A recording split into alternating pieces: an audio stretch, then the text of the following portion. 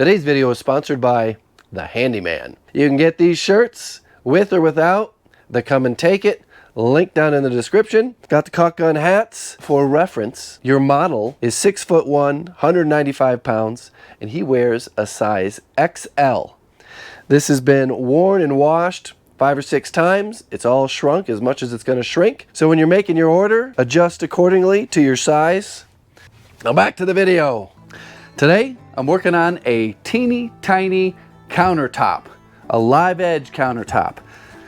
I made this slab, 4 or 5 years ago. I may or may not have put it on YouTube, can't remember. We've got this sweet live edge here. I don't know what the lighting looks like to take a look at that, but I finished this and I've had it and I've moved it around for about 5 years and I get to use it. I'm gonna cut this out and basically just drop it in, but I also have to do a very, very unique fancy backsplash. That's something that you're not gonna wanna miss. If you haven't done so already, click that subscribe button, maybe click the like button if you're feeling frisky. So what's the best way to cut this so that I don't have a whole bunch of tear out? Now keep in mind this angle here that you saw me draw and this angle back here is gonna have a backsplash that comes down on top of it. So it doesn't really matter if it gets some tear out. This side here, I must have cut it, I don't know what I cut it with because I used that for another countertop and it's perfect. Perfectly straight line, no tear out. I'm gonna use my track saw. I already decided that. And I'm going to show you how I go about doing that. You can see I've got all sorts of debris saws for a different video up on the table saw, and I don't feel like putting those away because I haven't made that video yet. So this goes just like this, and we cut right straight through the foam with the track saw. So right here is the pencil line, and you're going to maneuver the edge of the track saw right up to it. Come on, move. There we go. Right like that. It's gonna be a quick little zip right through there. I do have dust collection for this, but for these 2 cuts, it's just gonna cost me more money than it'll make me to get it out. I gotta make sure I got my depth set. This is set at 1 inch. I'm gonna go a little bit further to 1.5 inches. And here we go.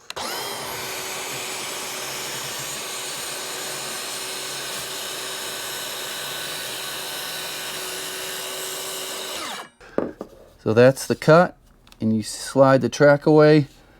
And we're cutting with the grain, so there's not going to be any tear out. Now when we cut this line, this diagonal line, there's more of a potential for there to be tear out. But that is a clean cut. The underneath side of the track saw has foam and rubber on it, so you're not actually putting the aluminum onto your piece of wood. But you still want to make sure that it's cleaned off and you don't have anything that'll scratch it. You're going to line this right up on that pencil line right there. You know, I may end up taking a planer and shaving this out a little bit, even just a little orbital sander, because it bows in like that.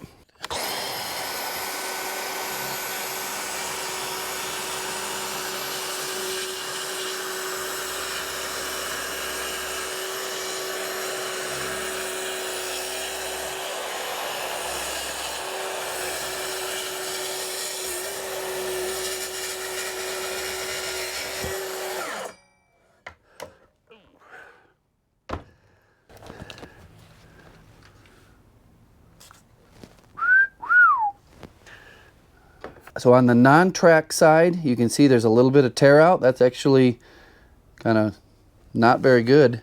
Don't like seeing that. But on the side where the track was, this little rubber edge there prevents tear out. So we're pretty good. You can see where that line is. So I may need to shave that down with just a sander. But there you go. Here's your live edge. So right here, you can get an idea of how much I've got to carve out of this bow in the wall so that this will seat all the way in. I'm just going to use my sander for that. One thing I like about DeWalt tools and their batteries is that this giant 60-volt battery can go right on this tiny little sander. And it's super power sander.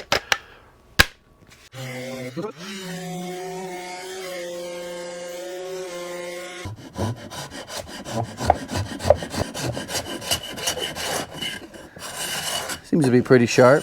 It's all getting covered up with a backsplash, so I really shouldn't be wasting time and money. Whew! That's an old one. It's time for the backsplash. You guessed it. Tongue and groove cedar. It's not the smelly cedar though. At least I don't think it is. Yeah, it is. It's got a little sniff to it, a little smell. Completely custom. I am using some tongue and groove that I've had for a while. The first piece that gets glued in is the most important. This stuff's pretty amazing. It used to be quite affordable at Home Depot, and if you put a little bit extra time into it, you can make some pretty nice looking things out of it. This is the Powermatic 66, 3 horsepower, from sometime in the early 1990s, I believe. You gotta cut this to 2 inches. I do not want to lose my fingers. I've got a set of push sticks, and I've got the gripper, custom handmade by the Handyman. I also use this quite a bit for table saw safety, so I keep my fingers. So all you safety police out there, chill out.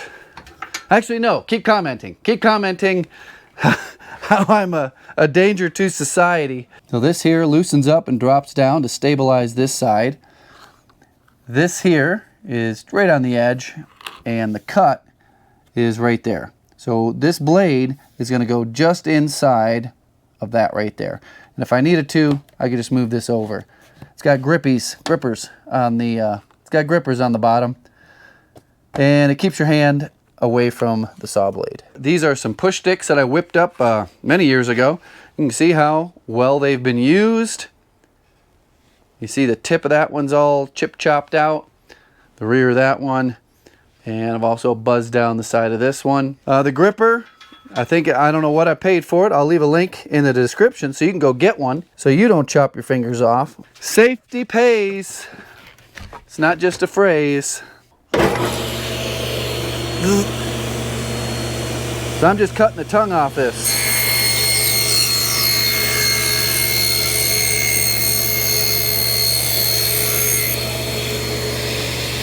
So in this setup, you can clearly see that I'd buzz my gripper right in half. I don't want to do that. Don't want to buzz your gripper right in half. So I'm going to move it over. Just loosen this set screw and this set screw, and it squeezes right over.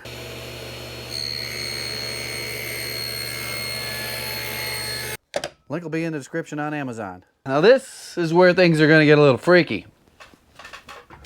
I need to cut a little groove in this. And I don't know if this is even wide enough. Pull this out. Who can guess what happened to my fingers?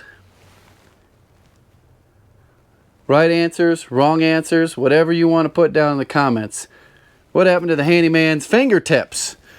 He doesn't have any skin. Actually, I lost all my skin and then grew back some brand new baby skin. All right, how's this gonna work? I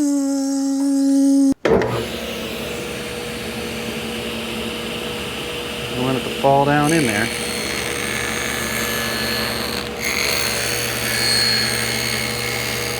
Danger levels are high. Danger close.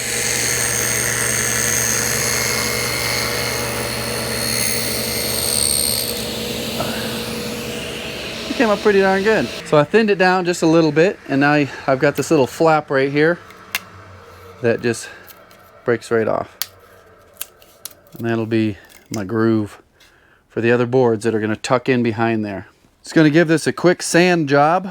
I'll be rounding over this edge here and putting a tiny little chamfer on this edge.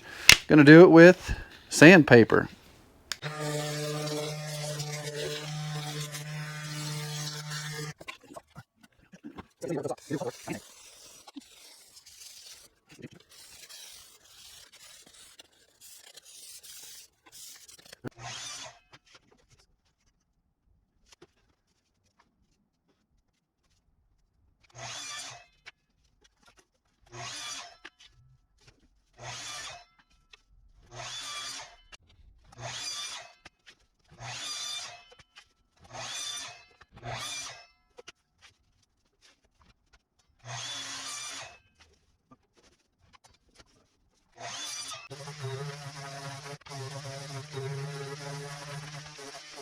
So this is how this is gonna work.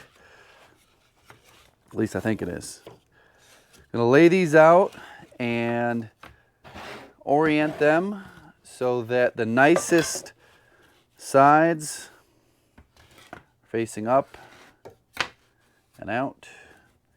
It's gonna be just like this. I think I gotta rip the top one. So what I gotta do is set up my table saw to cut a little notch to tuck in behind this. Tucked in behind that, but it'll be flush like this. And that little tongue will keep it in place. Pencil line marks where I've got to run my table saw blade, zip right straight through there, but not all the way through. So I'm going to start with a scrap piece. Always want to use a scrap piece so that you don't ruin one of your good pieces.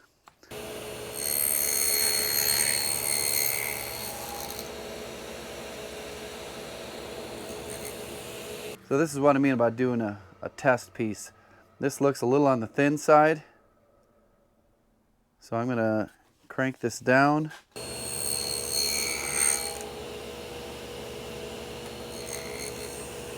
There's quite a bit more meat to it now. I like that meat, right? Ooh, ooh, ooh, that's real close. So this is what it would look like. I think I'm gonna raise it just a teensy weensy little bit to get perfectly flush. But that's the look I'm going for.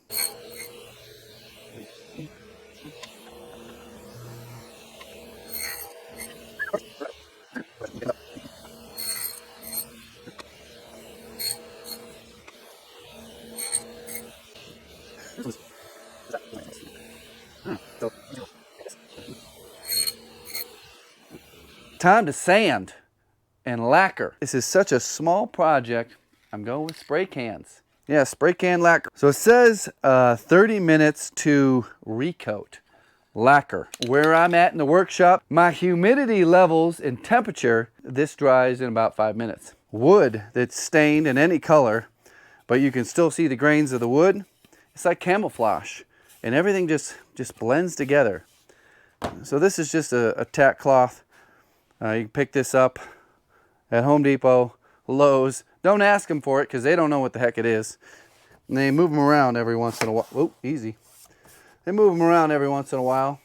But they're over in the paint department. It's kind of a sticky cloth that doesn't leave a residue when you wipe it. And it picks up all the dust. These are going to get 3-4 coats of this spray-on Minwax lacquer. I'm going to sand after the first 2. Grain will get raised after the first one, so this smooth 120 grit surface will feel like a cat's tongue after the first coat. And you'll be like, how did that happen? Well, the wood's grains just go vertical. Yeah, I probably should put a mask on. There we go. There we go. We're gonna go full facial. This thing here is give this a pull. Give that a pull. Someone asked the other day what pods I use. Hold on, I'm sucking air in the wrong spot.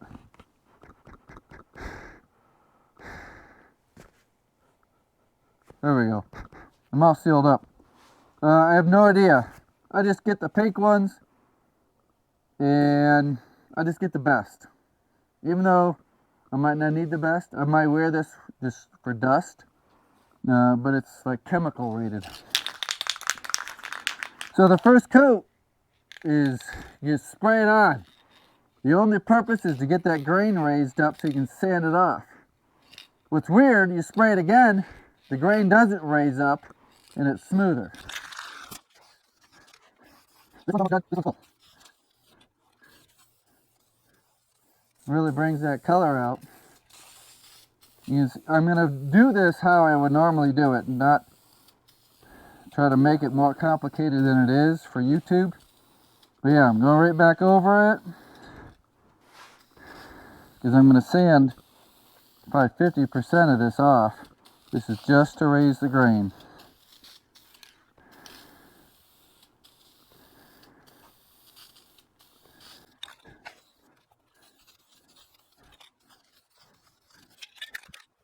It darkens up the wood a little bit, which I like. That was the intention, to bring the grains out, bring the color out. Probably almost already dry. But I'm going to get about 5 minutes. I'm going to hand sand it with 150, and still enough in here to get a whole nother coat. That'll be 2 coats.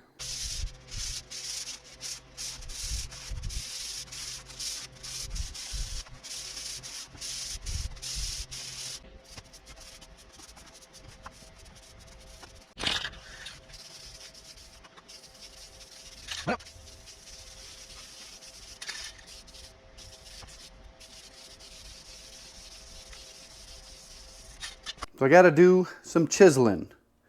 This area right here is an extreme high point.